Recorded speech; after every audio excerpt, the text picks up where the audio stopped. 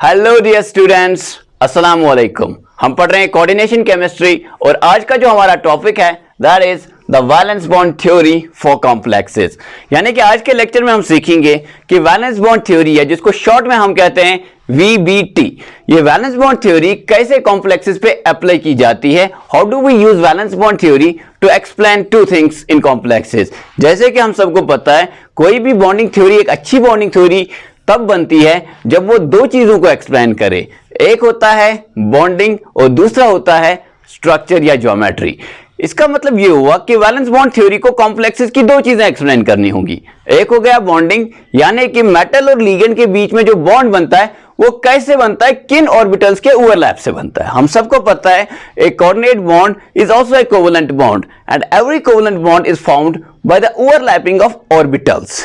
ठीक है, तो valence bond theory should be trying to explain and it should be able to explain how bond is found between metal and ligand, और in other terms we should say कि metal के कौन से orbital और ligand के कौन से orbital एक दूसरे के साथ ओवरलैप करते हैं बॉन्ड बनाने के लिए। ठीक है, after that we all know that complexes have got specific structures. कुछ कॉम्प्लेक्सेस जो होते हैं वो लीनियर होते हैं, कुछ टेट्राहेड्रल तो कुछ स्क्वायर प्लानर होते हैं, कुछ कॉम्प्लेक्सेस ऑक्टाहेड्रल होते हैं तो कुछ ट्राइगोनल बाइपैरामिडल होते हैं। तो अलग अलग स्ट्रक्चर्स या अलग अलग ज्योमेट्रीज कॉम्प्लेक्सेस की होती हैं। A good bonding theory should be able to explain structures too. तो आज क्या हम सीखने वाले हैं, आज हम सीखेंगे मेटल और लिगेंड के बीच में कैसे बॉन्ड बनता है या किन ऑर्बिटल्स के ओवरलैप से बॉन्ड बनता है। ये वैलेंस बॉन्ड थ्योरी हमें कैसे सिखाती है। और दूसरा, वैलेंस बॉन्ड थ्योरी ज्योमेट्रीज को कैसे प्रिडिक्ट करती है या ज्योमेट्रीज को कैसे एक्सप्लेन करती है। किन की ज्योमेट्रीज की हम बात कर रहे हैं यहाँ पे, सिर्फ कॉम्प्लेक्सेस की। ठीक है, so the application of valence bond theory in complexes is our today's lecture. Let us start.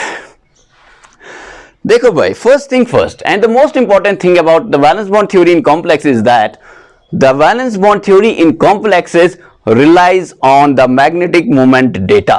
क्या मतलब हुआ इस बात का? इस बात का ये मतलब हुआ कि मैग्नेटिक मोमेंट डेटा पता होने के बाद ही आप वैलेंस बॉन्ड थ्योरी को अप्लाई करते हो। For example, you have a complex FeCN6 4 negative. इसके ऊपर आपको वैलेंस बॉन्ड थ्योरी को अप्लाई करना है। When are you going to apply valence bond theory on this complex? Only when you know what is the magnetic moment of this thing. ये complex का magnetic moment क्या है, जब आपको ये पता चलेगा उसके बाद आप अप्लाई कर सकते हो VBT को ऑन कॉम्प्लेक्सेस। इसका मतलब ये हुआ कि in order to apply valence bond theory for complexes, valence bond theory को कॉम्प्लेक्सेस के लिए यूज करने से पहले we should have the knowledge about magnetic behaviours and magnetic movement. हमें रिलेशनशिप पता होना चाहिए नंबर ऑफ अनपेयर्ड इलेक्ट्रॉन्स का मैग्नेटिक बिहेवियर के साथ। ठीक है, पहले हम उसको कर लेते हैं, उसके बाद हम VBT पे वापस आएंगे और इस थ्योरी को अप्लाई करेंगे फॉर कॉम्प्लेक्सेस। ठीक है, देखो भाई, हम सिंपल सेंसेस में इसको एक्सप्लेन करेंगे। मैग्नेटिक बिहेवियर जो है वो हम सबको पता है कई तरह का होता है। एक सब्सटेंस पैरामैग्नेटिक हो सकता है, फेरोमैग्नेटिक हो सकता है, एंटी फेरोमैग्नेटिक हो सकता है, डायामैग्नेटिक हो सकता है या फेरीमैग्नेटिक हो सकता है। लेकिन उन सब के बारे में हमें यहाँ पे जानकारी नहीं चाहिए। VBT को अप्लाई करने के लिए हमें जानकारी होनी चाहिए सिर्फ दो चीजों की, मैग्नेटिक मोमेंट जीरो या magnetic moment some positive value. ठीक है, क्या हुआ उस सब का मतलब, लेट अस सी। तो मैग्नेटिक बिहेवियर यहां पे हम दो तरह के लेंगे। या तो एक सब्सटेंस डायामैग्नेटिक होगा, यानी कि आपके क्वेश्चन में दिया हुआ होगा कि आपके पास एक सब्सटेंस है, एक कॉम्प्लेक्स है, वो डायामैग्नेटिक है। उसका मतलब क्या होगा, उसका मतलब होगा कि magnetic moment is equal to zero.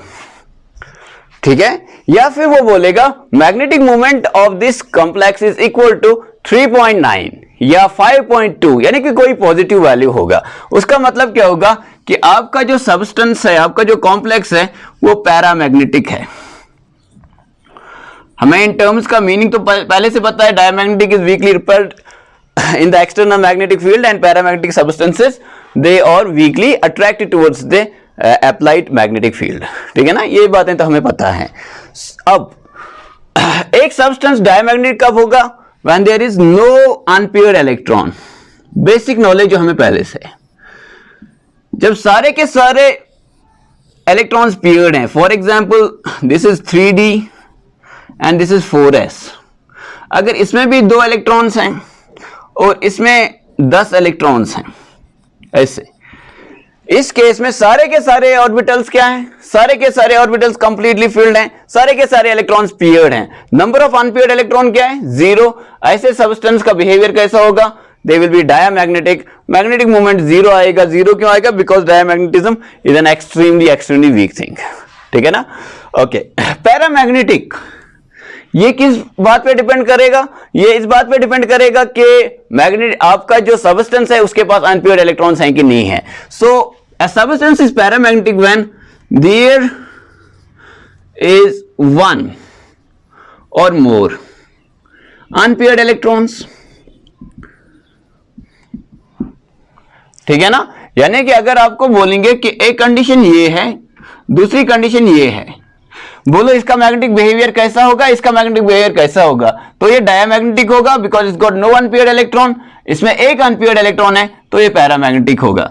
p orbital में अगर हर एक में एक एक इलेक्ट्रॉन है तो 3 अनपेयर्ड इलेक्ट्रॉन है, ये पैरामैग्नेटिक होगा। लेकिन अगर ऐसी कंडीशन है कि आपके पास 6 इलेक्ट्रॉन्स हैं और सारे इलेक्ट्रॉन्स जो हैं वो पेयर्ड हैं, हर एक ऑर्बिटल में 2-2 इलेक्ट्रॉन्स हैं, तो इसको हम क्या बोलेंगे? ये एक डायमैग्नेटिक सब्सटेंस होगा because there is no unpaired electron. समझ रहे हो बात को? No unpaired electron diamagnetic, 1 unpaired electron paramagnetic, more than 1 unpaired electron paramagnetic. ठीक है? अब आप देखो, आपका जो इलेक्ट्रॉन है इसके पास 2 मोशंस होती हैं जिसकी वजह से मैग्नेटिक मोमेंट एक कॉम्प्लेक्स के अंदर या किसी भी कंपाउंड के अंदर आ जाता है। वो 2 मोशंस क्या होते हैं? एक होता है स्पिन मोशन और एक होता है orbital motion. Orbital motion at the level of your orbitals. ठीक है ना? कि ऑर्बिटल मोशन देखो, बोर का जो है मॉडल ऑफ एटम, यहां से आप आसानी के साथ समझ सकते हो कि ऑर्बिटल मैग्नेटिक मोमेंट किस वजह से होगा कि आपका जो इलेक्ट्रॉन है it is orbiting around the nucleus and therefore giving rise to the orbital magnetic moment. ठीक है ना? A charge in acceleration giving magnetic moment, very easy to understand. But the thing is that this model is not the absolutely right model. ठीक है ना? हमारे पास shells का concept जो है वो सिंप्लीफाई करने के लिए हम देते हैं, otherwise the concept that truly exist is that of orbitals. ठीक है ना? अब ऑर्बिटल मोशन में देखो, for example this is x axis and this is y axis. ठीक है? This is x axis, this is y axis. ये आपके पास है एक d ऑर्बिटल। क्या आप में से कोई ये पहचानता है? Yes, this is dx square minus y square. और अगर लोब्स आपके एक्सिस के बीच में है देन दिस इज dxy। अगर ये डिस्कशन आपको समझ नहीं आ रहा है, यू कैन इग्नोर दैट। ठीक है ना? मैं आपको बस बोलना चाहता हूं कि आपका जो orbital contribution to magnetic moment होता है वो थोड़ा कॉम्प्लेक्स है सीखने के लिए, but we are very lucky that हमारे केस में हम उसको इग्नोर करने वाले हैं। क्यों? वो हम देखेंगे। देखो, this is dx square minus y square dxy। Actual में क्या होता है कि अगर आपका ऑर्बिटल dxy, ठीक है ना, यहां पे कोई इलेक्ट्रॉन है और ये आपका पूरा ऑर्बिटल घूम जाता है 45 degree, what does it become? dx square minus y square. ठीक है ना? इसकी वजह से आपका एक ऑर्बिटल मैग्नेटिक मोमेंट होता है। ठीक है? क्या समझ में आया? Answer will be mostly no. नहीं समझ में आया। सो इसको कैसे सिंप्लीफाई करें? हम बोलेंगे कि टोटल मैग्नेटिक मूवमेंट जो होता है, ठीक है ना, कि कितना मैग्नेटिज्म, कितना पैरामैग्नेटिज्म दिखा रहा है आपका कॉम्प्लेक्स या कोई भी compound, that is equal to 2 things. That is the sum of spin magnetic movement. कि स्पिन तो हम सबको आसानी के साथ, एक तो क्लॉकवाइज मोशन होता है और एक एंटी क्लॉकवाइज मोशन होता है। दोनों मोशंस में जो है आपका इलेक्ट्रॉन जो है वो घूम रहा होता है, तो it's a kind of acceleration and accelerated charge always creates magnetic movement. तो स्पिन की वजह से मैग्नेटिक मूवमेंट, उसको बोलते हैं स्पिन मैग्नेटिक मूवमेंट, और ऑर्बिटल मोशन की वजह से मैग्नेटिक मूवमेंट, उसको बोलते हैं ऑर्बिटल मैग्नेटिक मूवमेंट। ठीक है ना? But in our case magnetic movement will be equal to spin only magnetic movement. जो हम मैग्नेटिक मूवमेंट देखने वाले हैं उसमें हम फॉर्मूला अप्लाई करेंगे सिर्फ स्पिन ओनली मैग्नेटिक मूवमेंट की। क्यों? क्योंकि हम मोस्टली डील करेंगे 3D सीरीज एलिमेंट्स के साथ, आयरन के साथ, कोबाल्ट के साथ, chromium, platinum, sorry platinum is not 3D, निकल। तो उन केसेस में आपका जो ऑर्बिटल कंट्रीब्यूशन होगा दैट इज जनरली क्वांटिटेड, उसका वैल्यू मोस्टली 0 के बराबर होता है। ठीक है ना? Very close to 0। That means आपका जो ऑर्बिटल मैग्नेटिक मोमेंट है उसको हम मान के चलते हैं जीरो, अगर इस चीज को हम मान के चलें जीरो तो टोटल मैग्नेटिक मोमेंट किसके बराबर होगा? स्पिन मैग्नेटिक मोमेंट के बराबर। और स्पिन मैग्नेटिक मोमेंट का फॉर्मूला क्या है? That is under root of n into n plus two, ठीक है, where n is equal to number of unpaired electrons. As we understand कि जितने अनपेयर्ड इलेक्ट्रॉन ज्यादा होंगे उतना ही पैरामैग्नेटिज्म ज्यादा होगा। समझ रहे हो बात को? फिर से देखो इस चीज को, मैग्नेटिक बिहेवियर दो तरह का होता है, या तो सबस्टेंस डायमैग्नेटिक होगा weekly rippled in the external magnetic field, या पैरामैग्नेटिक होगा weekly attracted in the external magnetic field. दोनों में से वीकर इफेक्ट कौन है? डायमैग्नेटिक। मैग्नेटिक मोमेंट किसके बराबर आपको दिया जाएगा? जीरो के बराबर। जब जीरो के बराबर दे रहा है तो उसका मतलब डायमैग्नेटिक, और उसका फर्दर क्या मतलब होगा? There is absence of unpaired electrons, कोई अनपेयर्ड इलेक्ट्रॉन नहीं है, सारे के सारे इलेक्ट्रॉन जितने भी सब्सटेंस में प्रेजेंट है सब पेयर्ड है। अगर एक भी अनपेयर्ड इलेक्ट्रॉन हुआ तो सब्सटेंस जो है वो पैरामैग्नेटिक हो जाएगा। तो पहला behaviour diamagnetic, no unpaired electron, ये बात याद रखनी है। और दूसरा बिहेवियर क्या है कि आपका सब्सटेंस पैरामैग्नेटिक है, इसका मतलब क्या हुआ? एक या एक से ज्यादा अनपेयर्ड इलेक्ट्रॉन्स, एक अनपेयर्ड इलेक्ट्रॉन, दो unpaired electron, 3, 4, 5, as many as there can be in a substance, ठीक है ना। तो अगर अनपेयर्ड इलेक्ट्रॉन बहुत सारे हैं तो या फिर एक ही है या दो हैं तो पैरामैग्नेटिक होगा आपका सब्सटेंस। अब पैरामैग्नेटिज्म जो है ये आपके इलेक्ट्रॉन के दो मोशंस की वजह से आता होगा, एक है स्पिन मोशन और एक है orbital motion. Orbital magnetic moment is generally equal to zero, it is mostly ignored, ठीक है। And in our case for class 12th और even NEET JEE we will always ignore it. And the formula that we are going to use is spin only magnetic moment, यानी कि magnetic moment के लिए हम सिर्फ spin only का formula use करते हैं, ठीक है। समझो इस बात को। अब हम पहले स्पिन मैग्नेटिक मोमेंट में देखेंगे कि नंबर ऑफ अनपेयर्ड इलेक्ट्रॉन्स और मैग्नेटिक मोमेंट के वैल्यू के बीच में क्या रिलेशनशिप है। उस रिलेशनशिप को समझने के बाद we will come back to the valence bond theory and apply the valence bond theory on the complexes, right? Let us see the relationship between number of unpaired electrons and magnetic moment first. देखो प्यारे बच्चों, अब आपको क्या करना है कि VBT को अप्लाई करने के लिए आपने इस टेबल को समझना है। टेबल क्या है? It gives a relationship between number of unpaired electrons and the magnetic moment data, and we have to correlate the magnetic moment data that is given to us in the question with the number of unpaired electrons, ठीक है। देखो पहले हम देखेंगे simple calculation जो हमें आसानी के साथ समझ आएगा because we are good in maths. वो ये है कि number of unpaired electrons if it's 1, तो स्पिन ओनली का क्या फॉर्मूला है? स्पिन ओनली मैग्नेटिक मोमेंट का under root of n into n plus 2 Bohr magnetron. Bohr magnetron is the unit of magnetic moment, ठीक है। अब देखो 1 into 1 plus 2 number of unpaired electrons, एक अनपेयर्ड इलेक्ट्रॉन है तो हो गया √3 हो गया 1.732। अब जब आपके कॉम्प्लेक्स में एक अनपेयर्ड इलेक्ट्रॉन होगा तो क्या उसका मैग्नेटिक मोमेंट डेटा हमेशा 1.732 होगा? Answer is no, it may be 1.81 sometimes, वो कभी 1.96 दे सकता है। समझ लो बात को? It is somewhere close to 2।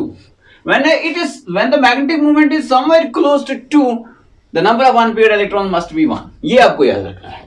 और उसके बाद ही आप वैलेंस बॉन्ड थ्योरी को अप्लाई करेंगे, ठीक है ना। आपको ऐसे वहां पे जो हम सीखेंगे कि वैलेंस बॉन्ड थ्योरी का क्या स्कीम है, कैसे उसको अप्लाई करते हैं, आपको ऐसे वहां पे ऑर्बिटल्स को अरेंज करना है कि एक अनपेयर्ड इलेक्ट्रॉन आपके कॉम्प्लेक्स के अंदर आना चाहिए। एक मेटल आपके पास जो मेटल सेंट्रल मेटल एटम होगा या आयन होगा उसके पास एक अनपेयर्ड इलेक्ट्रॉन आना चाहिए, ठीक है। That is the thing. उसके बाद if the number of unpaired electrons is 2, simple calculation 2 into 2 plus 2, that is 2 into 4, 2 into 4 is 8, under root of 8 is 2.82, which is close to 3। यानी कि आपको 2.91 दे रहा है, 3.02 दे रहा है, ठीक है, 2.96 दे रहा है, 2.82 दे रहा है, 2.87 दे रहा है, कोई भी ऐसा वैल्यू अगर आपको दे रहा है वो मैग्नेटिक मोमेंट का, तो इसका मतलब हुआ the value is close to 3, and when the value is close to 3, number of unpaired electrons is 2, ठीक है ना। और यही स्कीम पूरे टेबल में आप देख सकते हो। when the number of unpaired electrons is 3, the value will be close to 4। when the number of unpaired electrons is 4, the value of magnetic moment is close to 5। when the number of unpaired electrons is 5, the value of magnetic moment will be close to 6। now the question you may ask is कि अगर magnetic moment वो अगर दो unpaired electrons है तो 2.82 क्यों नहीं देगा हमेशा? क्योंकि दो अनपेयर्ड इलेक्ट्रॉन्स वहां पे है, स्पिन मैग्नेटिक मोमेंट 2.82 होगा, कुछ ऑर्बिटल कंट्रीब्यूशन भी होगा, समझ रहे हो, कुछ ऑर्बिटल कंट्रीब्यूशन भी होगा मैग्नेटिक मोमेंट का, जो हम नेग्लेक्ट करते हैं क्योंकि वो छोटा वैल्यू है in comparison to the ship in magnetic moment. But that is not always equal to zero. It's close to zero. It is much smaller than the spin magnetic moment, but it's not always zero. यानी कि अगर वो 2.87 दे रहा है, उसमें से 2.82 जो है that is the contribution of spin magnetic moment, और बाकी जो है यानी कि 0.05 that is the contribution of your orbital magnetic moment. ठीक है, तो ऑर्बिटल मैग्नेटिक मूवमेंट का भी एक वैल्यू हो सकता है, कंट्रीब्यूशन हो सकता है, जो छोटा होने की वजह से हम नेग्लेक्ट करते हैं. और क्योंकि हम अब एक रिलेशनशिप बना सकते हैं, वो क्या रिलेशनशिप है कि अगर आपके मैग्नेटिक मूवमेंट का वैल्यू क्लोज टू 4 होगा, उसको -1 कर दो, क्या हो गया 3, number of unpaired electrons will be equal to 3. अगर आपका मैग्नेटिक मूवमेंट का वैल्यू क्लोज टू 5 है, उसको -1 कर दो, तो what will be the answer? Answer will be 4, number of unpaired electrons will be 4.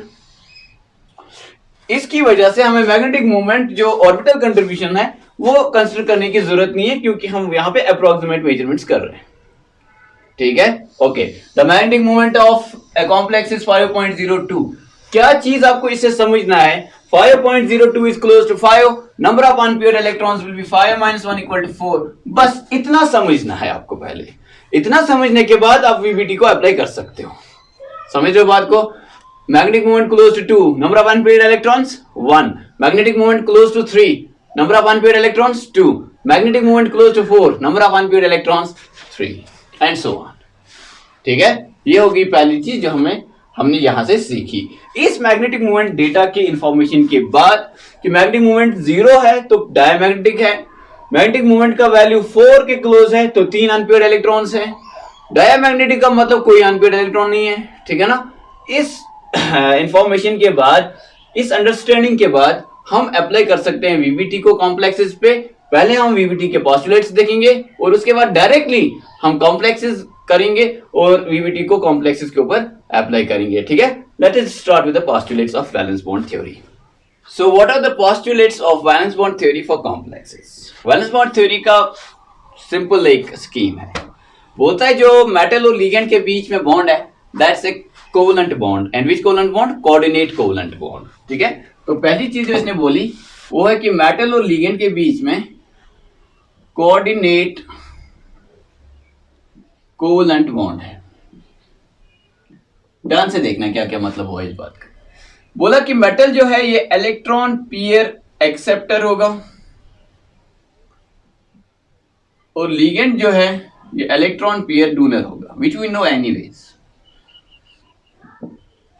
ठीक है ना.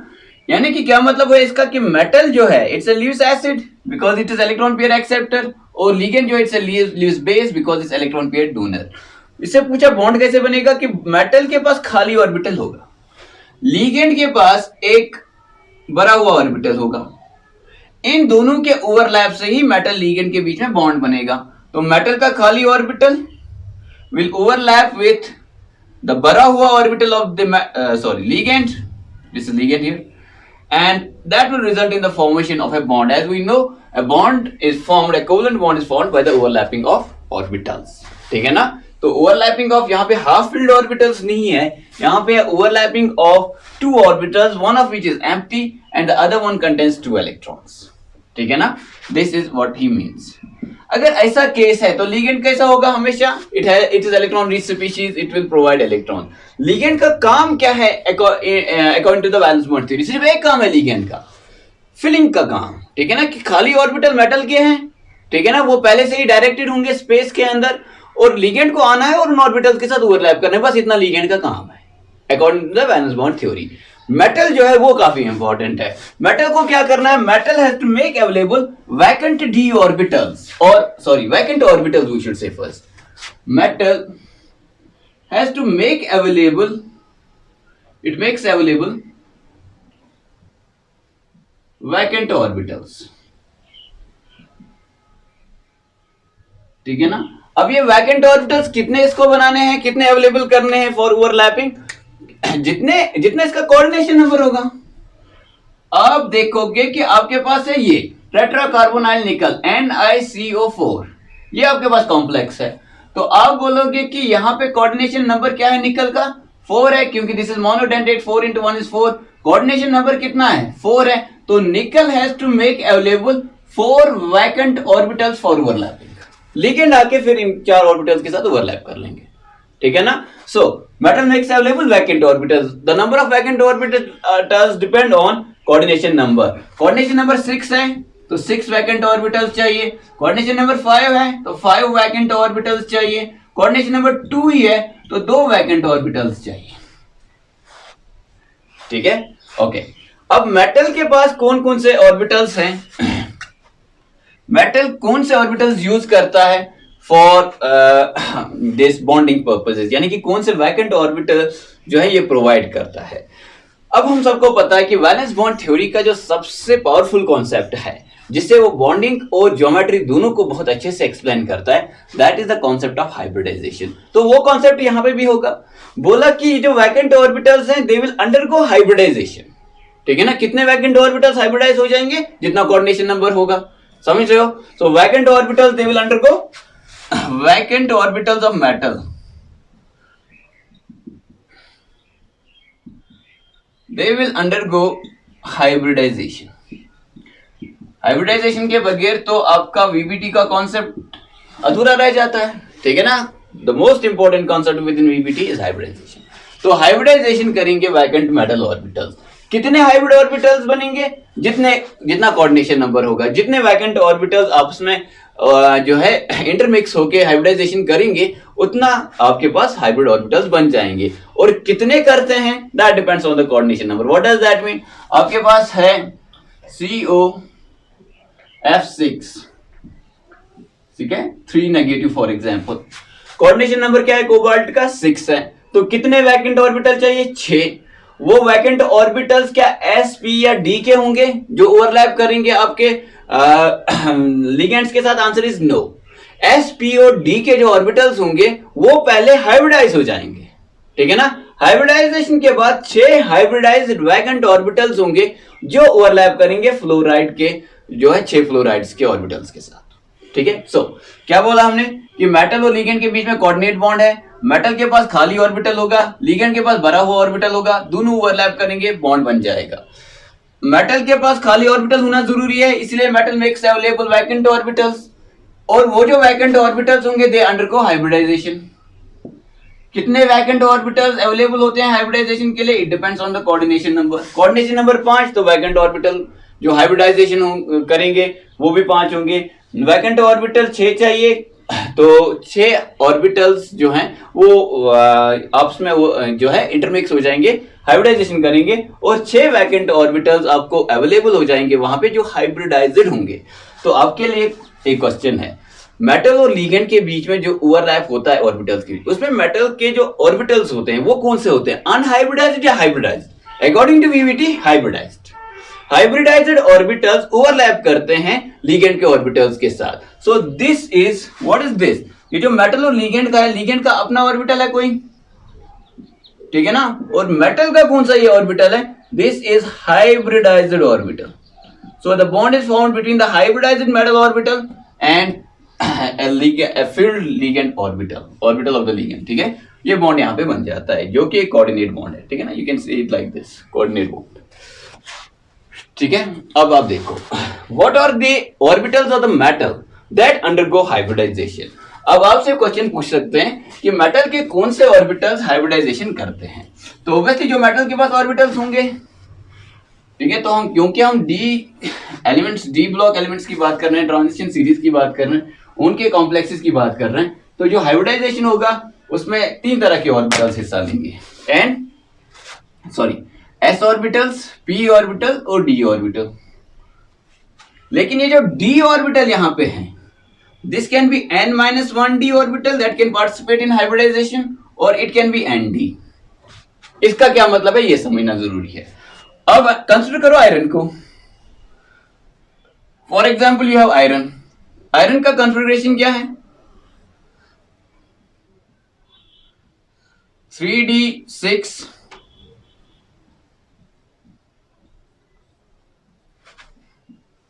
4s2 उसके बाद 4s के बाहर क्या होंगे 4p एंड 4d, ये भी होंगे। हाइब्रिडाइजेशन में कौन हिस्सा लेगा? एक तो ns आउटर मोस्ट कौन है यहाँ पे 4, ns हाइब्रिडाइजेशन में हिस्सा लेता है, और कौन लेता है np हाइब्रिडाइजेशन में हिस्सा लेता है, और कौन लेता है और d लेता है। n-1d भी ले सकता है, nd भी ले सकता है। कभी कभी हाइब्रिडाइजेशन ऐसे होगा, this is for octahedral complexes. Octahedral complexes जो होते हैं उनकी हम बात कर रहे हैं कि ऑक्टाहेड्रल कॉम्प्लेक्सेस में या तो n-1d ऑर्बिटल्स हिस्सा लेंगे हाइब्रिडाइजेशन में, या फिर nd लेंगे। फॉर 3d सीरीज इसका मतलब हुआ 3d ऑर्बिटल्स हिस्सा ले रहे हैं हाइब्रिडाइजेशन में, और इसका मतलब हुआ 4d ले रहे हैं हिस्सा हाइब्रिडाइजेशन में। समझ रहे हो बात को? ठीक है, okay. So what are the orbitals of the metal that undergo hybridization? तो orbitals of the metal that undergo hybridization are, so metal uses ns, np and n-1d और nd, दोनों नहीं एक ही, ठीक है ना। 3d और 4d का एनर्जी डिफरेंस अच्छा खासा है, तो दोनों हाइब्रिडाइज नहीं करेंगे एक ही टाइम पे, लेकिन n-1d is close to ns and np and it's nd is also close to ns and np। समझ रहे हो बात को? ठीक है ना। देयरफॉर आपका n-1d हिस्सा लेगा हाइब्रिडाइजेशन में या nd, दो में से एक, ठीक है, okay. If n-1d takes part in hybridization, ये इनर है कि आउटर है? इनर है, तो इसको हम बोलते हैं इनर ऑर्बिटल कॉम्प्लेक्सेस। तो कुछ ऑक्टाहेड्रल कॉम्प्लेक्सेस होंगे inner orbital complexes. This does not have, this inner orbital or outer orbital complex does not have any significance for tetrahedral or square planar complexes। ये सिर्फ हम कोऑर्डिनेशन नंबर 6 के बारे में बोलते हैं, जहां पे आपका ऑक्टाहेड्रल ज्योमेट्री होता है। आगे और बातें क्लियर होंगी, ठीक है। अब देखते रहे पूरा लेक्चर। n-1d ये इनर d है, तो ऐसे कॉम्प्लेक्सेस जिनमें n-1d हाइब्रिडाइजेशन का हिस्सा होगा उनको हम बोलेंगे इनर ऑर्बिटल कॉम्प्लेक्सेस। इनका और भी नाम है, ये एक्चुअली तब लेंगे जब पेयरिंग होती है, तो इनको हम बोलते हैं स्पिन पियर्ड कॉम्प्लेक्सेस,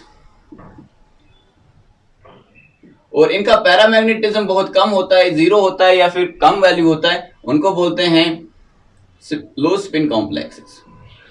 क्यों सब कुछ हम ये बोलते हैं, ये नाम कहां से आते हैं, वो सब एग्जांपल्स के टाइम पे आपको समझ में आ जाएगा, ठीक है, ओके। ये 4d है। अगर 4d या nd इनफैक्ट, ठीक है ना, in case of 3d series, अगर हम 3d सीरीज की बात करें, scandium, titanium, vanadium, chromium, manganese, iron, cobalt, निकल, कॉपर, जिंक की, उनकी बात कर रहे हैं, तो उनके केस में 4d, ठीक है ना। लेकिन अगर हम 5d की बात कर रहे हैं, ठीक है, 5d सीरीज की बात कर रहे हैं, तो उसके केस में this will B 6d, outer d जो होगा, समझो, ओके। अगर nd हिस्सा ले रहे हैं हाइब्रिडाइजेशन में, तो उस केस में हम कहेंगे कि इस कॉम्प्लेक्स का नाम है आउटर ऑर्बिटल कॉम्प्लेक्स, क्योंकि आउटर d ऑर्बिटल्स हाइब्रिडाइजेशन में हिस्सा लेंगे, ठीक है। या तो इनर d ऑर्बिटल्स हाइब्रिडाइजेशन में हिस्सा लेते हैं, या आउटर d ऑर्बिटल्स हाइब्रिडाइजेशन में हिस्सा लेंगे, ठीक है। तो अगर इनर d हाइब्रिडाइजेशन में हिस्सा लेते हैं इनर ऑर्बिटल कॉम्प्लेक्स, अगर आउटर d हाइब्रिडाइजेशन में हिस्सा लेते हैं आउटर ऑर्बिटल कॉम्प्लेक्स। अब ये जो आउटर ऑर्बिटल कॉम्प्लेक्स होता है, ये कैसे होते हैं, इनका पैरामैग्नेटिक नेचर ज्यादा होता है, तो इनको बोलते हैं हाई स्पिन कॉम्प्लेक्सेस। कैसे, एग्जाम्पल से समझ आएगा, अभी आप घबराना नहीं, अभी आप देखो पोस्टुलेट सिर्फ। हाई स्पिन कॉम्प्लेक्सेस, या इनको बोलते हैं spin free complexes.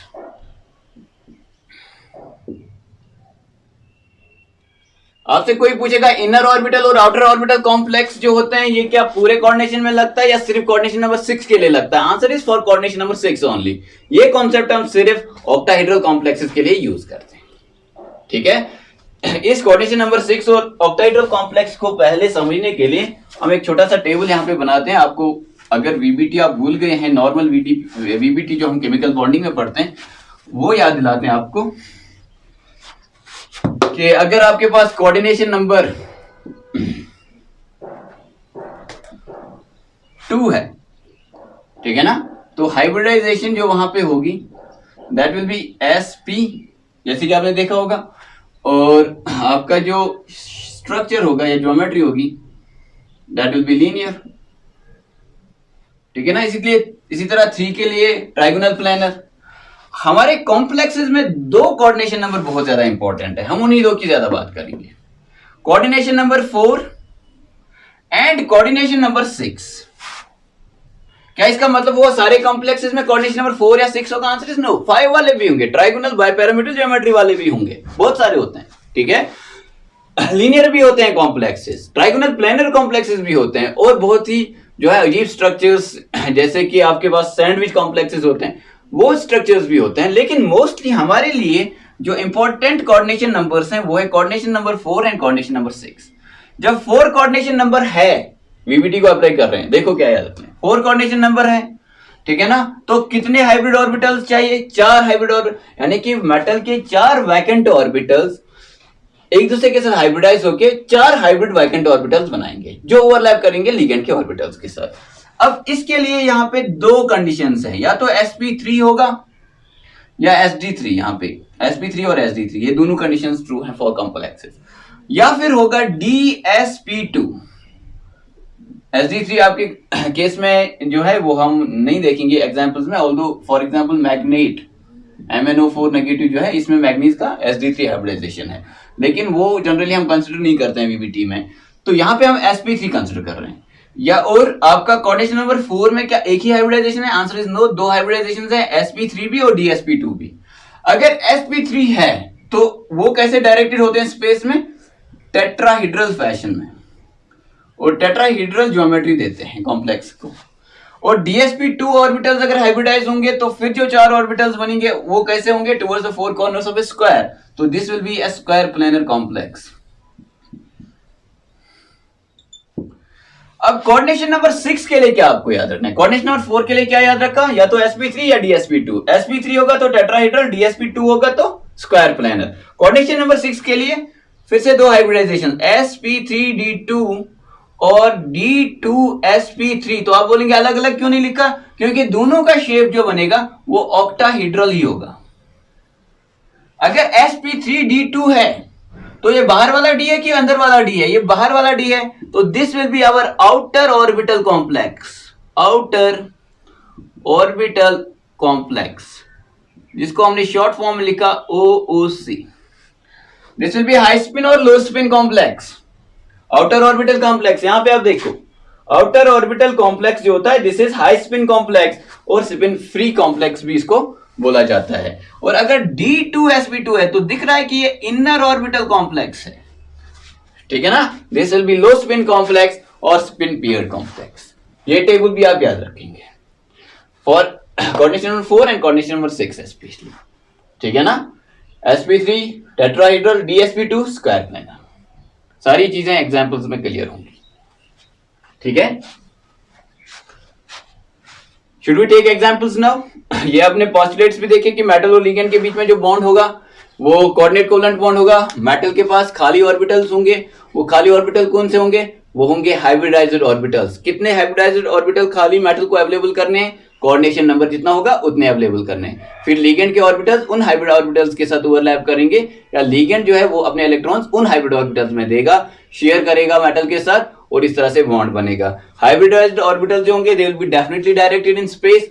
If sp3 hybridization is there, structure will be tetrahedral. If dsp2 square planar, and if sp3 or d2sp3, then it will be octahedral. If sp3d, then it will be trigonal bipyramidal. If sp, ठीक है, then it will be okay, it will be linear. And if there is sp2, then it will be trigonal planar. तो इस तरह से चीजें होती हैं, समझ रहे हो? अब ये सारे डिस्कशन को हम कुछ एग्जाम्पल्स में लेते हैं, उन एग्जाम्पल्स को समझते हैं, और जब एग्जाम्पल समझेंगे तो हम आसानी के साथ वीबीटी के जो पोस्टुलेट्स हैं वो भी खुद ब खुद हमें याद हो जाएंगे। We will apply them on examples on complexes, and the postulates will then be we will not need to remember them, will be when we apply things, ठीक है ना, we need not to remember them, फिर वो खुद ब खुद हमारे दिमाग में जो है उतर जाते हैं, ठीक है ना। Let's start doing examples and applying valence bond theory on the actual complexes. Before doing example, let me remind you once again that our valence bond theory heavily relies on the magnetic moment data. हमारा जो valence bond theory है ये magnetic moment data पे जो है वो depend करता है। कभी कभी क्या करता है क्वेश्चनर कि वो ज्योमेट्री दे देता है, ठीक है ना, मैग्नेटिक मोमेंट नहीं देता। तो जब ज्योमेट्री देता है तो उस हिसाब से आप हाइब्रिडाइजेशन, फॉर एग्जांपल अगर वो ज्योमेट्री दे रहा है स्क्वायर प्लानर तो आपको पता है DSP2 है, और अगर टेट्राहेड्रल दे रहा है तो आपको पता है SP3 है। तो उस हिसाब से फिर आप कॉम्प्लेक्स के अंदर देखते हो कि मैग्नेटिक मोमेंट क्या आता है। लेकिन जो एक्चुअल स्कीम ऑफ थिंग्स है उसमें यह है कि मैग्नेटिक मोमेंट आपको पहले से पता है, और उस मैग्नेटिक मोमेंट को यूज करके आप हाइब्रिडाइजेशन करते हो, आप बॉन्डिंग दिखाते हो और स्ट्रक्चर बताते हो। ठीक है ना। यहां पे हम स्टार्ट करेंगे विद कोऑर्डिनेशन नंबर 6, यानी कि ऑक्टाहेड्रल कॉम्प्लेक्सेस के लिए कुछ एग्जांपल्स हम लेने वाले हैं। कोऑर्डिनेशन नंबर 6, ठीक है ना, यानी कि आप ऑक्टाहेड्रल कॉम्प्लेक्सेस की बात कर रहे हो। तो ऑक्टाहेड्रल कॉम्प्लेक्सेस में हमने पता है कि इनर ऑर्बिटल कॉम्प्लेक्स भी हो सकता है और आउटर ऑर्बिटल कॉम्प्लेक्स भी होता है। इनर ऑर्बिटल कॉम्प्लेक्स में क्या हाइब्रिडाइजेशन रहेगा, D2sp3, और आउटर ऑर्बिटल कॉम्प्लेक्स में क्या रहेगा, sp3d2। ठीक है। ये कैसे हैं inner orbital complexes, they are called as low spin complexes, और इनको क्या बोलते हैं, हाई स्पिन कॉम्प्लेक्सेस। इनका एक और नाम है, that what is that, spin paired complexes, and they are spin free complexes. ये सारे नाम इनके हैं। ठीक है। Now let's start. For example जो हम पहला एग्जांपल लेंगे, CONH3 होल 6 3 पॉजिटिव। इन सारे क्वेश्चंस में जो पहला काम आपका है नोमेनक्लेचर की तरह, वो यही है कि आपने निकालना है अपने मेटल का ऑक्सीडेशन स्टेट। मेटल का ऑक्सीडेशन स्टेट निकल गया, उससे इलेक्ट्रॉनिक कन्फिग्रेशन देनी है। उस इलेक्ट्रॉनिक कन्फिग्रेशन में देखना है कि अनपेयर्ड इलेक्ट्रॉन कितने हैं, और मैग्नेटिक मोमेंट डेटा जो दे रहा है वो, उसमें कितने अनपेयर्ड इलेक्ट्रॉन होने चाहिए। ठीक है ना। उसके बाद हाइब्रिडाइजेशन करेंगे। Let us do and try to understand what it is. Complex दे रहा है CONH3 होल 6 3 पॉजिटिव, और बोल रहा है दिस इज डायामैग्नेटिक। अब VBT इसको कैसे एक्सप्लेन करेगा, तो चलो देखते हैं। तो हम बोलेंगे what is the oxidation state of cobalt, तो हम बोलेंगे इसका X रखते हैं, X प्लस अमोनिया का 0 होता है, total charge +3, that means the oxidation state of cobalt is +3। Cobalt +3 का हमें कन्फिग्रेशन लिखना है, इलेक्ट्रॉनिक कन्फिग्रेशन। देखो सबसे पहले कोबाल्ट का देख लो। कोबाल्ट इज 3D, ये हर एक क्वेश्चन में आपको ऐसे ही करना है, 3D 4S 4P, उसके बाद 4D भी अवेलेबल है अगर यहां पे हमें जरूरत पड़ी तो। ओके तो कोबाल्ट का जो कन्फिग्रेशन है वो क्या है, हम सब जानते हैं cobalt is like organ 4s2 3D 7, this is cobalt.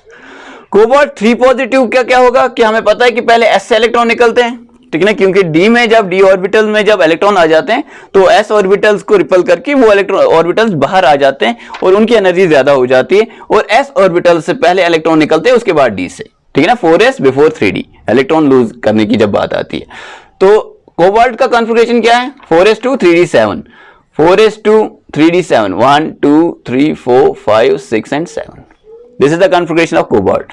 Cobalt 3 positive में कहां से इलेक्ट्रॉन निकले होंगे, 2 इलेक्ट्रॉन यहां से गए, 1 इलेक्ट्रॉन यहां से चला गया जो पियर्ड है, ठीक है। कोबाल्ट 3 पॉजिटिव का कॉन्फ़िगरेशन क्या होगा, 3D, देखो 2 यहां से निकले, 1 यहां से निकला, 3D 6 होगा, ठीक है। तो उसको हम बना लेते हैं, ये है 3D, this is 4s, this is 4p। अब आप देखो ध्यान से देखना, 3D 6 बना लेते हैं, 1 इलेक्ट्रॉन 2 3 4 5 6, ये हो गया 3D 6, 4s खाली 4p खाली। अब हमें कितने ऑर्बिटल्स चाहिए, हमें चाहिए 6 ऑर्बिटल्स। हाइब्रिडाइजेशन क्या होगी, या तो D2sp3 होगी या sp3d2 होगी। अब दोनों में से कौन सी होगी यह डिपेंड करता है मैग्नेटिक मोमेंट पे। ध्यान से यहां पे देखना, दिस इज डिसाइसिव। अगर देखो 4 अनपेयर्ड इलेक्ट्रॉन अभी प्रेजेंट है, अगर वो देता कि magnetic moment is close to 5, ठीक है ना, 4.93 5.02 5.12 4.87, ऐसा कोई मैग्नेटिक मोमेंट का वैल्यू दे देता तो हम बोलते 4 अनपेयर्ड इलेक्ट्रॉन्स हैं। इसको हम बिल्कुल ऐसे ही रखते, ठीक है ना, इसको हम बिल्कुल ऐसे ही रखते और हम sp3d2 हाइब्रिडाइजेशन कर लेते। लेकिन वो क्या बोल रहा है क्वेश्चन में, ये डायामैग्नेटिक है। डायामैग्नेटिक का क्या मतलब है कि अनपेयर्ड इलेक्ट्रॉन इसमें कोई भी नहीं है, अनपेयर्ड इलेक्ट्रॉन इसमें कोई ना हो, इसके लिए क्या करना पड़ेगा, पेयरिंग करानी पड़ेगी। That's why this will be called as low spin complexes. अभी इसका 4 अनपेयर्ड इलेक्ट्रॉन्स हैं। स्पिन जो है total spin that is 2 into number of unpaired electrons into 1/2 that is 4 into half. तो स्पिन मल्टीप्लिसिटी इसका 2 हो गया, लेकिन इसका स्पिन मल्टीप्लिसिटी कम होने वाला है क्योंकि हम क्या करेंगे, यहां पे पेयरिंग ऑफ इलेक्ट्रॉन्स कराने वाले हैं। क्यों करेंगे हम पेयरिंग ऑफ इलेक्ट्रॉन्स, हम इस इलेक्ट्रॉन को यहां पे और इस इलेक्ट्रॉन को यहां पे क्यों लाएंगे, why we are going to take this here and take this here, because the complex is diamagnetic. जो एक एक्सपेरिमेंटल डेटा है, हमें एक्सपेरिमेंटली पता है कि आपका जो कॉम्प्लेक्स है वो डायामैग्नेटिक है। इसके लिए हमें क्या करना पड़ेगा, कॉम्प्लेक्स के पास 0 अनपेयर्ड इलेक्ट्रॉन्स होने चाहिए। तो उसके लिए हम क्या करेंगे, पेयरिंग कराएंगे। ये देखो, ये जो 6 इलेक्ट्रॉन है ये d के 3 ही ऑर्बिटल्स में आ जाएंगे। इससे क्या हो जाएगा, आपका कॉम्प्लेक्स जो है वो डायामैग्नेटिक हो जाएगा। ये s है 4s, this is 3d and this is 4p। अब हाइब्रिडाइजेशन होगी, कौन सी हाइब्रिडाइजेशन होगी, जो लोवेस्ट और एनर्जी ऑर्बिटल्स अवेलेबल वहां पे होंगे वो हाइब्रिडाइज हो जाएंगे। वो कौन से हैं, 2d के, 1s का, 3p के, ठीक है ना। तो the hybridization here will be d2 cobalt 3 positive. फिर से देखेंगे कोबाल्ट 3 पॉजिटिव का कॉन्फ़िगरेशन क्या है, 3d6, ठीक है ना। So it's a d6 system. तो हम बोलेंगे ये ऐसे है, 1 2 3 4 5 और 6। उसके बाद this is 4s 3d 4s 4p and this is 4d। Magnetic moment is equal to 0, therefore no unpaired electron, कोई अनपेयर्ड इलेक्ट्रॉन नहीं होना चाहिए, ठीक है। तो हम क्या करेंगे, हम करेंगे pairing of electrons will take place. Cobalt 3 positive in this complex, ठीक है ना।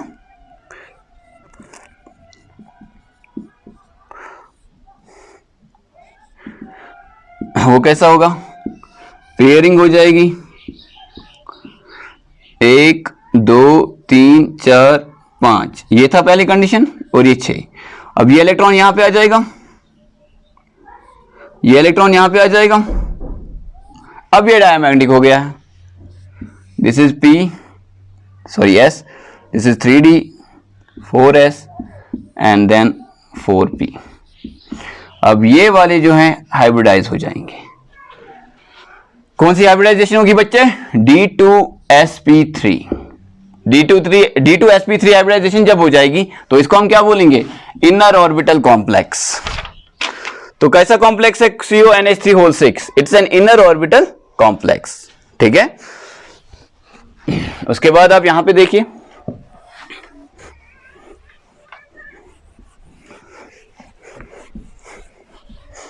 हाइब्रिडाइजेशन हो जाएगा CO3 positive in hybridised state,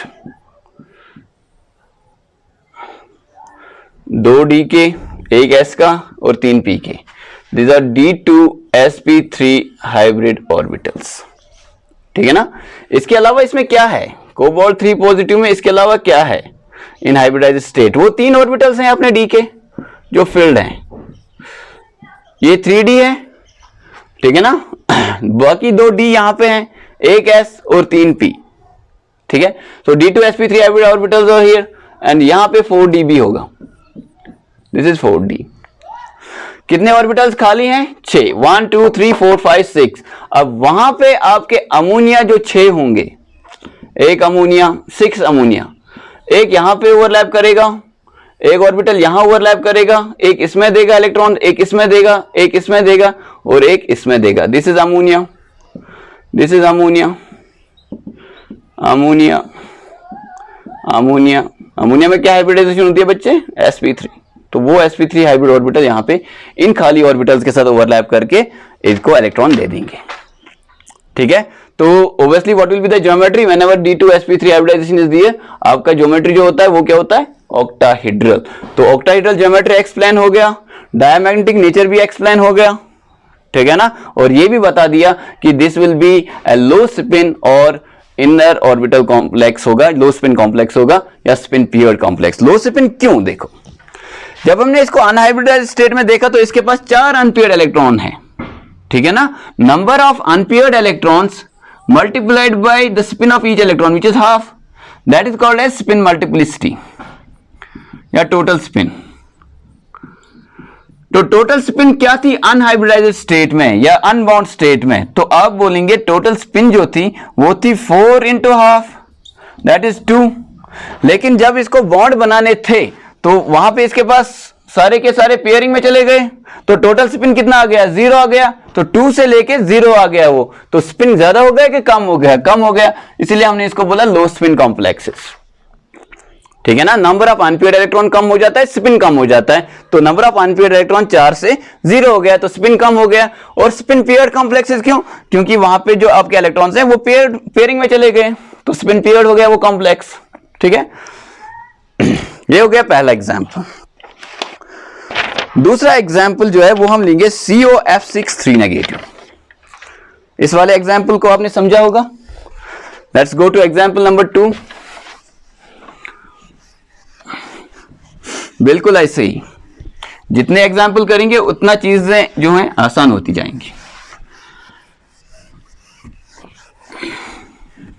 लिखो भाई, लिखने से पहले देखो भाई, COF6 बोल रहा है वो, और बोल रहा है कि दिस इज 3 नेगेटिव, और क्या देगा? मैग्नेटिक मोमेंट देगा। कितना दे रहा है वो? He is giving 5.2 Bohr magneton. 5.2 Bohr magneton is close to 5। इससे क्या समझना है? This is a key step here. Number of magnetic moment 5, number of unpaired electrons कितना होगा? नंबर ऑफ अनपेयर्ड इलेक्ट्रॉन 5 - 1 4 होगा। ये हमने समझ लिया। फिर से what will be the oxidation state वो पहले निकालते हैं। तो हम बोलेंगे इसका x रखते हैं, फ्लोराइड -1 होता है, x प्लस -1 into 6 क्योंकि 6 फ्लोराइड है, total -3, x - 6 is equal to -3, x is equal to +3। तो ये भी कोबाल्ट है, +3 ऑक्सीडेशन स्टेट में है। This is also 3d6 system. अब हम वापस नहीं देखेंगे कैसे ये 3d6 है, क्योंकि अभी हमने कोबाल्ट किया है 3d6 सिस्टम। तो कैसा होगा ये कोबाल्ट 3 पॉजिटिव का configuration? This is 3d6, 1 2 3 4 5 6, 4s0, 4p0 और 4d में 0। बस हो गया ये, इतना आसान है। देखो उसके बाद मैग्नेटिक मोमेंट देखना है। मैग्नेटिक मोमेंट कितना है बच्चे? मैग्नेटिक मोमेंट 4 है। अगर वो मैग्नेटिक मोमेंट देता 0 तो हम पेयरिंग करा लेते और बोलते D2sp3 हाइब्रिडाइजेशन होगा, ऑक्टाहेड्रल होगा। लेकिन वो बोल रहा है कि आपका जो मैग्नेटिक मोमेंट है, जो एक्सपेरिमेंटल डेटा है, दैट इज 5.2 बोहर मैग्नेटॉन। जब ये 5.2 बोहर मैग्नेटॉन है यहां पे मैग्नेटिक मोमेंट, इसका मतलब है 4 अनपेयर्ड इलेक्ट्रॉन होंगे। जब 4 अनपेयर्ड इलेक्ट्रॉन होंगे तो हमने इसकी कॉन्फ़िगरेशन देखी, इसमें 4 अनपेयर्ड इलेक्ट्रॉन थे। क्या हमें कोई पेयरिंग करानी है यहां पे? Answer is no. क्या अब ये इनर डी ऑर्बिटल्स हिस्सा लेंगे हाइब्रिडाइजेशन में? आंसर इज नो, क्योंकि हाइब्रिडाइजेशन में खाली ऑर्बिटल हिस्सा लेते हैं in case of complexes. Metal का खाली ऑर्बिटल हाइब्रिडाइजेशन में हिस्सा लेगा, क्योंकि मेटल को प्रोवाइड कराने हैं खाली हाइब्रिड ऑर्बिटल्स, न कि सिंगली फील्ड हाइब्रिड ऑर्बिटल्स। ठीक है, तो यहां पे कौन सी हाइब्रिडाइजेशन पॉसिबल है for coordination number 6? Coordination number 6 है, 6 फ्लोराइड है, तो यहां पे पॉसिबल है। यहां से स्टार्ट करना पड़ेगा sp3d2।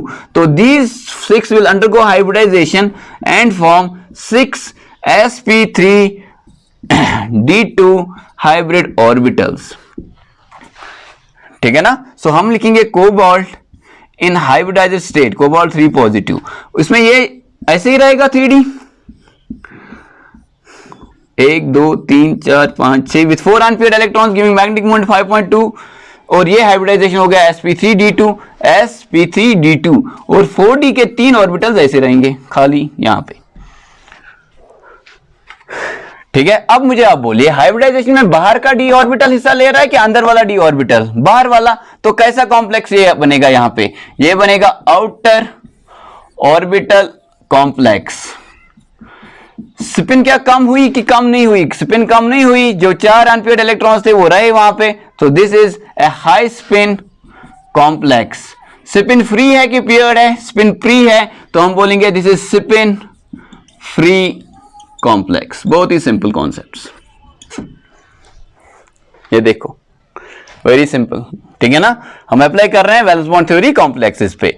तो ये यहां पे अब जो 6 फ्लोराइड होंगे, एक फ्लोराइड यहां पे ओवरलैप करेगा, एक फ्लोराइड यहां पे ओवरलैप करेगा, और इस तरह से 6 फ्लोराइड्स जो हैं वो ओवरलैप करेंगे 6 हाइब्रिड ऑर्बिटल्स के साथ और 6 कोऑर्डिनेट बॉन्ड्स बनाएंगे। इस तरह से कॉम्प्लेक्स बनेगा आपका। आप इसको ऐसे भी लिख सकते हैं, कोबाल्ट 3 पॉजिटिव इन COF6 3 नेगेटिव। ये कैसा होगा? दिस इज 3D कैसे विथ 4 अनपेयर्ड इलेक्ट्रॉन्स। और अब जो आपके पास sp3d2 हाइब्रिडाइज्ड ऑर्बिटल्स होंगे, उनमें अब फ्लोराइड के इलेक्ट्रॉन्स आ जाएंगे।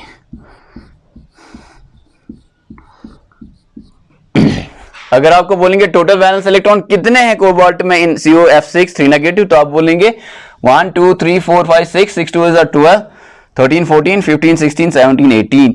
यहां पे आप 18 इलेक्ट्रॉन्स देख सकते हो। समझो, ये अलग से क्वेश्चन आ सकता है कि COF6 3 नेगेटिव में कोबाल्ट के पास वैलेंस इलेक्ट्रॉन्स कितने हैं, ठीक है ना। तो वैलेंस इलेक्ट्रॉन में कौन से आ जाएंगे? बॉन्डिंग के भी इलेक्ट्रॉन आ जाएंगे, और जो इसमें 3D या 4s के अंदर जो भी इलेक्ट्रॉन्स होंगे वो सारे भी वहां पे आ जाएंगे, ठीक है। ट्रांजिशन मेटल्स के अंदर there are 2 valence shells, n and n-1, दोनों बॉन्डिंग में हिस्सा लेते हैं। वैलेंस शेल का मतलब वो शेल जिसके इलेक्ट्रॉन्स बॉन्डिंग में हिस्सा लेते हैं, ठीक है। Let's take few more examples and let's be quick in solving the examples now। अब हमें क्योंकि स्कीम समझ में आ गया है, अब हम बहुत तेजी के साथ और एग्जाम्पल्स कर लेते हैं।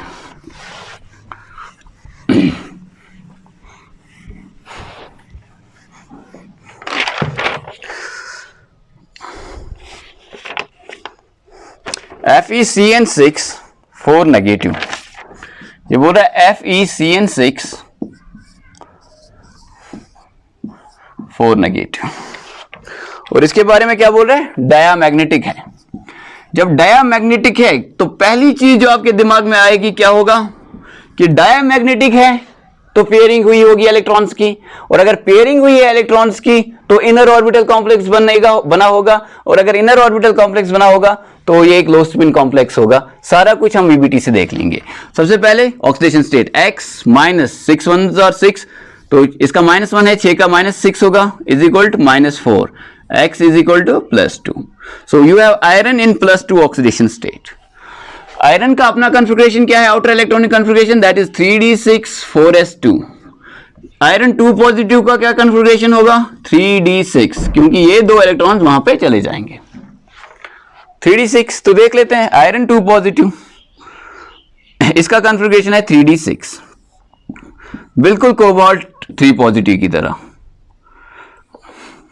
ये d ऑर्बिटल 5 ही होते हैं, 1 2 3 4 5 एंड 6। हम ये भी पेयर करा सकते हैं, ये जरूरी नहीं है कि यहां से पेयरिंग कराएं यहां से, ठीक है। तो हम जहां से पेयरिंग कराना चाहें करा सकते हैं। फॉर एग्जांपल हमने यहां से करा, यहां से बीच में करा सकते हैं। No hard and fast rule, कर लेते हैं। ओके अब ये क्या कॉम्प्लेक्स के अंदर आयरन ऐसा ही है? Answer is no. अगर कॉम्प्लेक्स के अंदर आयरन ऐसा होता तो मैग्नेटिक मोमेंट 5 के आसपास होगा, क्योंकि यहां पे 4 अनपेयर्ड इलेक्ट्रॉन आपको दिख रहे हैं। लेकिन आपने एक्सपेरिमेंटली क्या देखा? एक्सपेरिमेंटली देखा कि ये डायमैग्नेटिक है, इसका मतलब है मैग्नेटिक मोमेंट किसके बराबर है? 0। नंबर ऑफ अनपेयर्ड इलेक्ट्रॉन कितने हैं? कोई भी नहीं। तो कर लो कि पेयरिंग करानी पड़ेगी, फिर ये इलेक्ट्रॉन यहां पे आ जाएगा, ये इलेक्ट्रॉन यहां पे आ जाएगा, Fe2 पॉजिटिव, ठीक है ना, in low spin state, that will be, या स्पिन पीरियड जब ये होगा 1 2 3 4 5 6, ये हो गया 3d6,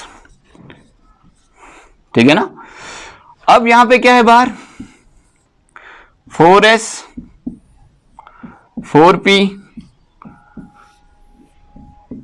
और 4d। यहां पे क्या है बाहर? सेम थिंग्स, 4s 4p और 4d। हाइब्रिडाइजेशन किसकी होगी? डी के 2, एस का 1, 3 पी के, so will be having D2sp3 hybridization. तो 6 वो ऑर्बिटल्स बनेंगे यहां पे, ठीक है ना। और हर एक D2sp3 हाइब्रिड ऑर्बिटल में आपका जो साइनाइड है Cn नेगेटिव वो एक एक इलेक्ट्रॉन पेयर दे देगा, ठीक है ना। इसी तरह Cn नेगेटिव, यहाँ पे ओवरलैप Cn नेगेटिव, इससे ओवरलैप Cn नेगेटिव, क्योंकि ये 6 बने होंगे। 6 क्यों बने? क्योंकि कोऑर्डिनेशन नंबर 6 था। तो 6 साइनाइड लिगेंड्स के जो ऑर्बिटल्स होंगे वो इनके साथ ओवरलैप करके बॉन्ड बना लेंगे। तो कैसा है ये इनर ऑर्बिटल कॉम्प्लेक्स और आउटर ऑर्बिटल कॉम्प्लेक्स? तो हम बोलेंगे बहुत आसानी के साथ हम बता सकते हैं this is inner orbital complex, low spin complex. और क्या इसका जो मैग्नेटिक बिहेवियर था डायमंड वो एक्सप्लेन हुआ? Answer is yes. अब इसके पास सारे के सारे इलेक्ट्रॉन जो हैं वो पेयर्ड हैं, क्योंकि लिगेंड तो पेयर्ड इलेक्ट्रॉन ही देता है। और अपने जो इलेक्ट्रॉन्स वो हैं वो भी कैसे पेयर अप हो जाते हैं वो भी वैलेंस बॉन्ड थ्योरी ने एक्सप्लेन कर दिया। Let's take next example, which is chromium Cn6 3 negative. Chromium Cn6 3 negative. अच्छे से देखना, वैलेंस बॉन्ड थ्योरी का स्कीम हर एक एग्जाम्पल से आप सीखेंगे। इसका मैग्नेटिक मोमेंट दे रहा है 3.9 Bohr magneton. This is close to what बेटे? Close to which natural number 4। तो n का वैल्यू कितना होगा? 4 - 1 = 3। That means we have 3 unpaired electrons. अब इस हिसाब से आपको जो है क्वेश्चन कर लेना है। अब देखो आप क्रोमियम का इलेक्ट्रॉनिक कन्फिगरेशन, अच्छा पहले इसका ऑक्सीडेशन स्टेट निकालते हैं। Chromium is x -6 = -3, x will be equal to +3। So this is chromium 3+। Chromium जो है खुद वो कैसा है? दैट इज 3d5 4s1, जैसे कि हम सबको पता है it has an exceptional configuration. Chromium 3 positive में से क्या निकलेगा? s का 1 निकल जाएगा, d के 2, so this will B 3d3, that is what will remain 3d3। So chromium 3 positive, इसका कॉन्फ़िगरेशन कैसा है? 3d में 3 इलेक्ट्रॉन्स हैं, उसके बाद 4s, उसके बाद एनर्जी वाइज हम लिख रहे हैं 4p, उसके बाद 4d भी होगा। अब total number of unpaired electron हमें कितने चाहिए? 3 चाहिए। इसके पास कितने हैं? 3। तो क्या हमें पेयरिंग कराने की जरूरत है? आंसर इज नो, पेयरिंग कराने की कोई जरूरत नहीं है, क्योंकि 3 अनपेयर्ड इलेक्ट्रॉन चाहिए, 3 इलेक्ट्रॉन इसके पास हैं। अगर इसमें ऐसा मैग्नेटिक डेटा होता कि एक अनपेयर्ड इलेक्ट्रॉन होता तो हम बोलते कि एक इलेक्ट्रॉन यहां पे आके पेयरिंग कर लेगा, ठीक है। लेकिन क्योंकि वो बोल रहा है कि 3 आपका मैग्नेटिक मोमेंट जो है वो 3.9 है, इससे हमें ये पता चलता है कि आपके पास 3 अनपेयर्ड इलेक्ट्रॉन्स होंगे। 3 अनपेयर्ड इलेक्ट्रॉन मौजूद है, कोई पेयरिंग कराने की जरूरत नहीं है, ठीक है ना। अब आप देखो तो कौन सा हाइब्रिडाइजेशन होगा बच्चे? D2sp3 हाइब्रिडाइजेशन होगा, ठीक है। वो 6 ऑर्बिटल्स बनेंगे, उन 6 ऑर्बिटल्स के साथ 6 Cn नेगेटिव जो है वो ओवरलैप करके अपने अपने इलेक्ट्रॉन पेयर्स दे देंगे। अपना इसके पास क्या बचेगा? 3d जो बाकी हैं उनमें एक एक इलेक्ट्रॉन होगा। This is chromium 3 positive in Cn6 3 negative. इस कॉम्प्लेक्स के अंदर ये ऐसा ही होगा।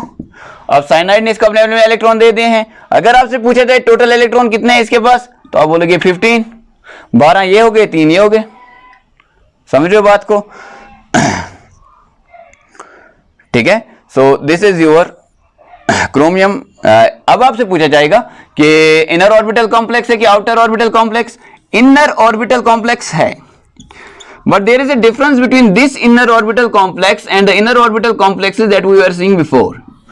वहां पे जब इनर ऑर्बिटल कॉम्प्लेक्स बन रहा था तो वहां पे पेयरिंग ऑफ इलेक्ट्रॉन्स हो रहा था, ठीक है ना, डायमैग्नेटिक चीजें होती थी। लेकिन ये एक ऐसा इनर ऑर्बिटल कॉम्प्लेक्स है जिसमें आपका डायमैग्नेटिक नेचर नहीं दिखाया गया है, कोई पेयरिंग ऑफ इलेक्ट्रॉन नहीं हुई है, ठीक है ना। So this is an inner orbital complex which is also paramagnetic, paramagnetic to the tune of magnetic moment equal to 3.9 to the tune of 3 unpaired electrons हम बोल सकते हैं, ठीक है। ये भी एक एग्जांपल हो गया। अब हम लेते हैं कोऑर्डिनेशन नंबर 4 के कुछ एग्जांपल्स। ऐसे करके आप किसी भी कॉम्प्लेक्स के ऊपर ये जो है वीबीटी अप्लाई कर सकते हैं हैविंग कोऑर्डिनेशन नंबर 6। अगर आपके पास कोई बुक में कोऑर्डिनेशन नंबर 6 वाला कॉम्प्लेक्स है, आपको समझ नहीं आ रहा है, उसके लिए आप हमें जो है वो कमेंट बॉक्स में बोल सकते हैं, क्वेश्चन सेंड कर सकते हैं, वो हम आपको अलग से सिखा सकते हैं।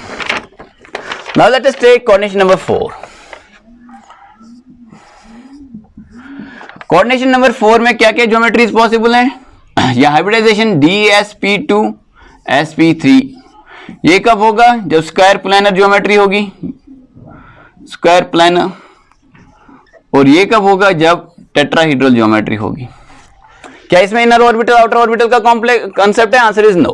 ठीक है ना, इसमें तो डी है ही नहीं, इनर ऑर्बिटल खत्म और इनर आउटर कुछ भी नहीं। इसमें जो डी है वो हमेशा इनर वाला होगा। ठीक है ना। सो अगर आपको क्वेश्चन पूछा जाएगा all square planar complexes are inner orbital complexes और आउटर ऑर्बिटल कॉम्प्लेक्सेस, ठीक है ना, यानी कि वो इनर ऑर्बिटल और आउटर ऑर्बिटल कॉम्प्लेक्स का कॉन्सेप्ट कॉम्प्लेक्सेस के ऊपर जो है स्क्वायर प्लानर कॉम्प्लेक्स के ऊपर अप्लाई कर रहा है, वहीं से कर रहा है, ऑल्दो करना नहीं चाहिए लेकिन कर रहा है आपका जो है विथ ट्राई करने के लिए। तो बोल रहा है कि वो इनर ऑर्बिटल हो गए आउटर, उसका मतलब ये है कि इनर डी ऑर्बिटल जो है वो हाइब्रिडाइजेशन में हिस्सा लेगा या आउटर डी ऑर्बिटल, तो they are always inner orbital complexes. ठीक है, okay, if they are always inner orbital then we should not distinguish between inner and outer there because they are always inner, है ना, बात खत्म हो गई वहीं पे। अब देखो आपको क्या दे रहा है, NiCl4 2 नेगेटिव दे रहा है, वेरी इंपॉर्टेंट एग्जांपल, और दे रहा है कि दिस इज 2.94 बोर मैग्नेटॉन, ये इसका मैग्नेटिक मोमेंट दे रहा है। What is the magnetic moment? 2.94 Bohr magneton, which is close to what? This is close to 3. और अगर this is close to 3, that the number of unpaired electrons will be equal to 2. unpaired electron 2 होने चाहिए। ठीक है, अब हम देखेंगे इस कंडीशन में ये sp3 हाइब्रिडाइजेशन कर सकता है या dsp2। अब ये पूछेगा आपसे NiCl4 2 negative has a magnetic moment 2.94, the hybridization and shape or tetrahedral पूछ सकता है शेप में, या स्क्वायर प्लानर, sp3 पूछ सकता है, dsp2 पूछ सकता है। लेट अस डू, वीबीटी खुद बोलेगा आंसर। सबसे पहले ऑक्सीडेशन स्टेट, सो हम लिखेंगे x - 4 is equal to -2, x is equal to -2 + 4 is equal to +2। So we have nickel in 2 plus oxidation state. निकल जो खुद होता है उसका ऑक्सीडेशन, उसका कॉन्फ़िगरेशन क्या है? D8 3D8 4s2, this is निकल। निकल 2 पॉजिटिव का क्या होगा? S निकलेंगे बाहर, तो this will B 3D8 system. Nickel 2 positive, platinum 2 positive, platinum 2 positive, they are 3D8 systems. तो 3D8 होगा ये, तो बना लेते हैं। निकल 2 पॉजिटिव,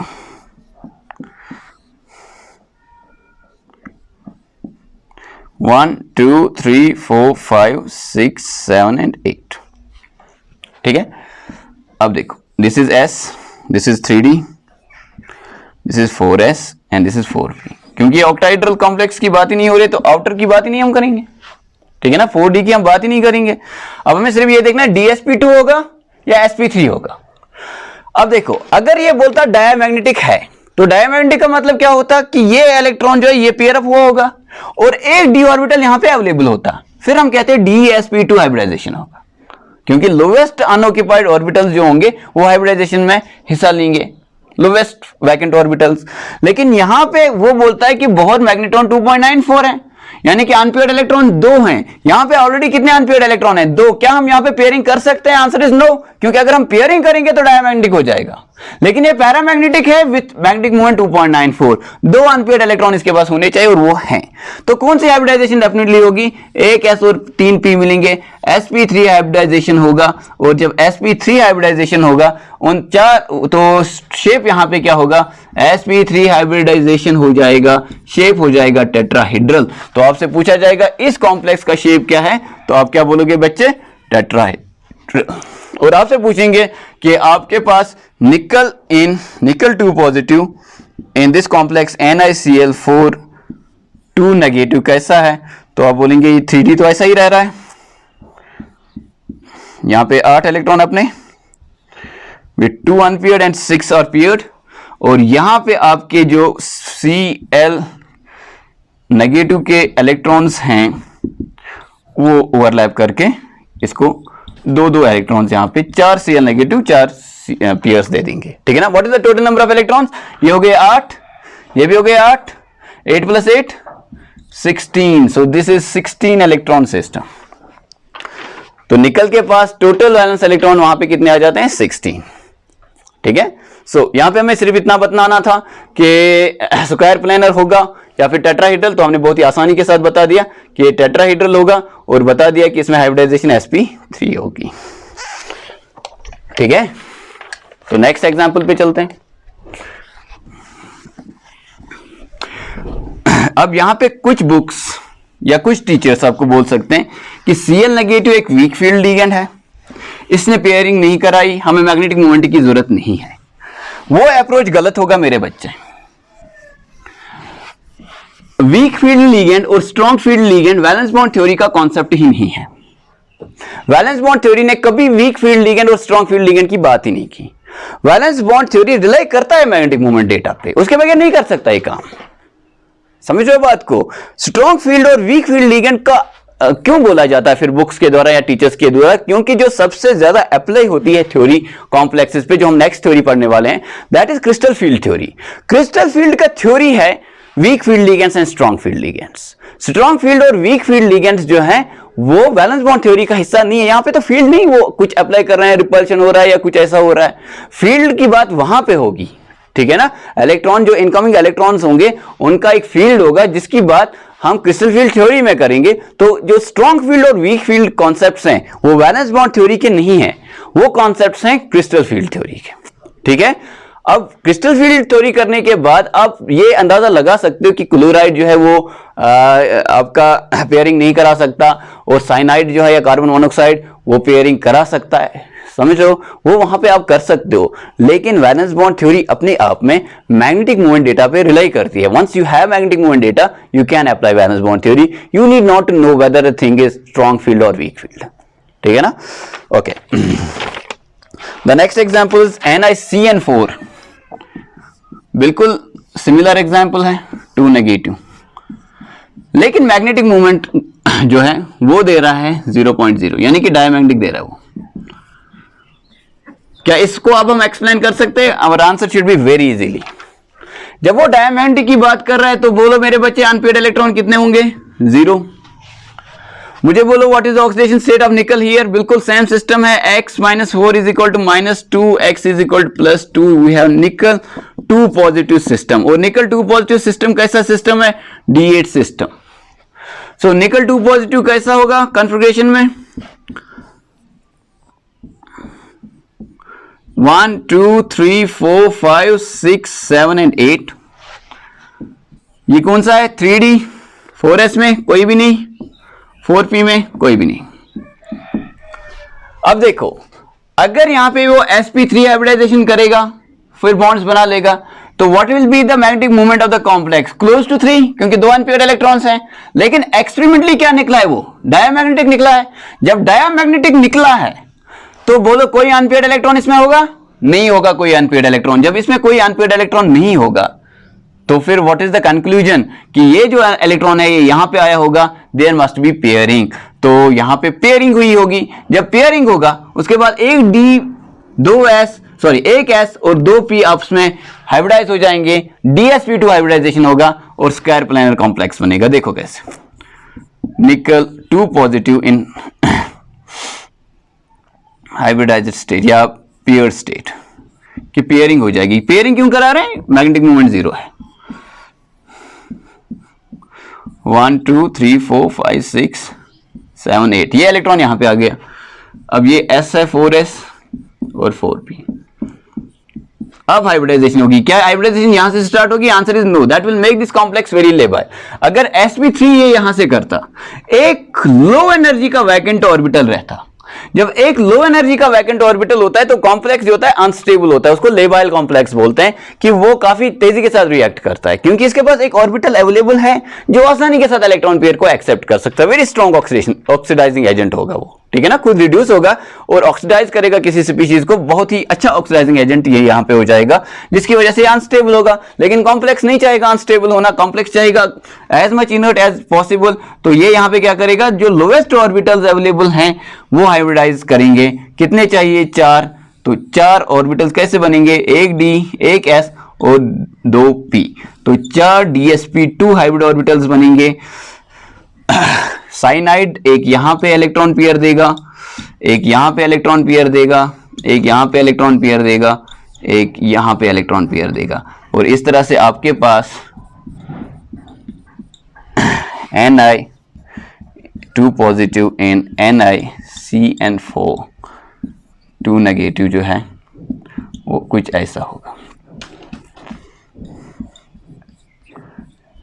क्या कोई अनपेयर्ड इलेक्ट्रॉन बचा, आंसर इज नो। तो क्या कैसा होगा, डायमैग्नेटिक एक्सप्लेन हो गया, स्क्वायर प्लानर ज्योमेट्री इसकी होगी, और इसमें जो है हाइब्रिडाइजेशन dsp2 होगा। ठीक है ना, लेटर ऑन जब एक्सपेरिमेंटली इसका ज्योमेट्री देखा, that is definitely square planar. So VBT is very successful in explaining all these things. ठीक है, ठीक है। One of the very famous examples that is generally asked in exams is tetracarbonyl nickel. टेट्राकार्बोनाइल निकल की बात करते हैं।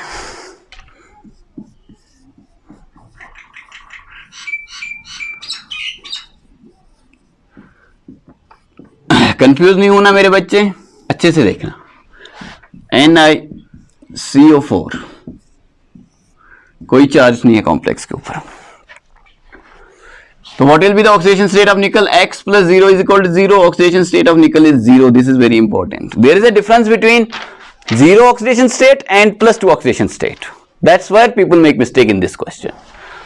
Okay, जब 0 oxidation state है तो निकल का कॉन्फ़िगरेशन क्या होगा? 3d8 4s2 तो बना लेते हैं। अब मैग्नेटिक मूवमेंट क्या है? That is 0.0, यानी कि एक डायमैग्नेटिक कॉम्प्लेक्स है, वहीं से बोल रहा है, डायमैग्नेटिक कॉम्प्लेक्स है। तो देखते हैं, ये बन गया 3d8 1 2 3 4 5 6 7 एंड 8 4s2 ये हो गया 1 and 2 and you have 4p which is vacant। ठीक है, आपको बोलना है स्क्वायर प्लानर है कि टेट्राहेड्रल है, आपको बोलना है dsp2 है कि sp3 है। देखो यहां से क्या बोल रहा है, मैग्नेटिक मूवमेंट कितना है, 0 है। मैग्नेटिक मूवमेंट 0 है तो पेयरिंग होगा। पेयरिंग में क्या होता है कि ये इलेक्ट्रॉन यहां पे आ जाएगा और ये वाला इलेक्ट्रॉन यहां पे आ जाएगा। That is what will happen. आप बोलोगे कि ऐसा क्यों नहीं करें कि ये इलेक्ट्रॉन यहां पे आ जाए, तो क्या हाइब्रिडाइजेशन उसके बाद पॉसिबल है, dp3? क्या ऐसा कोई हाइब्रिडाइजेशन है dp3? Answer is no. What are the two hybridizations possible, sp3 या dsp2?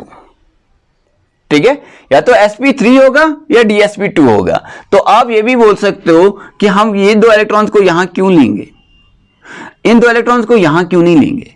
तो taking an electron from an orbital to a lower energy orbital, that is something that favours energy favourable, thermodynamically favourable.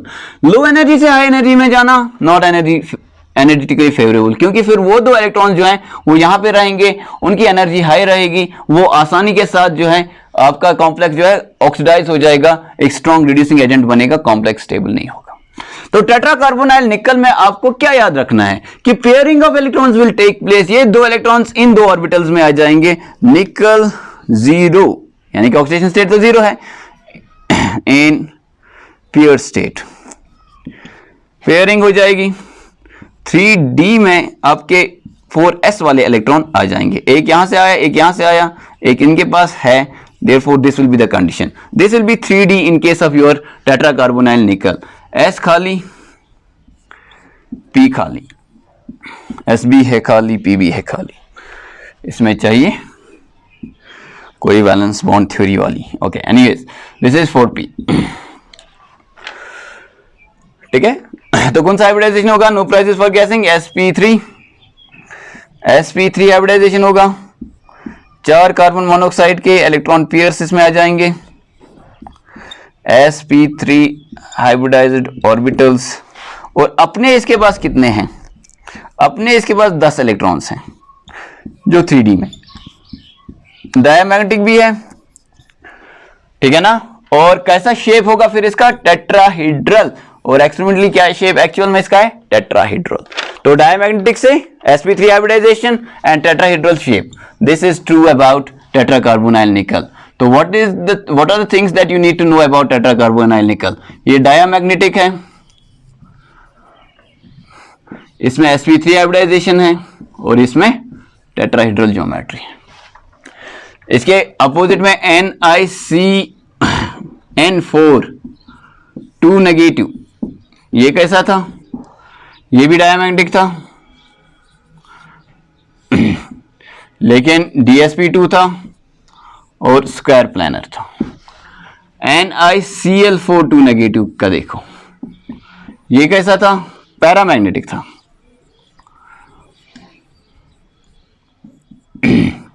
Hybridisation क्या थी, sp3, shape क्या था, tetrahedral. तीनों examples important है, आप exam के लिए जरूर याद भी रख सकते हो, और अगर याद नहीं हो रहा है तो आसानी के साथ VBT को अप्लाई करके आप इन एग्जांपल्स को कर भी सकते हो, ठीक है। So these were some examples that we did to understand the concept of valence bond theory in complexes. Complexes के अंदर valence bond theory को हमने एक्सप्लेन कर दिया कि कैसे valence bond theory एक्सप्लेन कर लेता है, मैग्नेटिक मोमेंट डेटा पे रिलाई करता है, ज्योमेट्री और बॉन्डिंग को एक्सप्लेन करता है, ठीक है ना। किस मेटल का, मेटल के कौन से ऑर्बिटल्स जो हैं वो इन्वॉल्व हो जाएंगे बॉन्डिंग में, हाइब्रिडाइजेशन किन ऑर्बिटल्स की होगी, मेटल के कौन से ऑर्बिटल्स हाइब्रिडाइज होके लिगेंड के ऑर्बिटल से इलेक्ट्रॉन पेयर्स को एक्सेप्ट करेंगे, वो हमने देखा। स्ट्रक्चर कैसा होगा, इनर ऑर्बिटल कॉम्प्लेक्स या आउटर ऑर्बिटल कॉम्प्लेक्स का जो है वो कॉन्सेप्ट देख लिया हमने in case of octahedral complex, यानी कि कोऑर्डिनेशन नंबर 6, और कोऑर्डिनेशन नंबर 4 में DsP2 giving square planar and sp3 giving tetrahedral कब क्या होगा वो भी हमने देख लिया, ठीक है ना। Further, if you have any problems in dealing with the valence bond theory for complexes, you can let us know in the comment box. We will take the answers and we will make separate videos for those complexes, ठीक है। That was all for today. That was all about the valence bond theory in complexes. Next one is a very big thing, that is the crystal field theory in complexes, ठीक है ना। तो crystal field theory जो complexes हैं उसको हम पढ़ने वाले हैं next, और see you then. Thanks for watching today.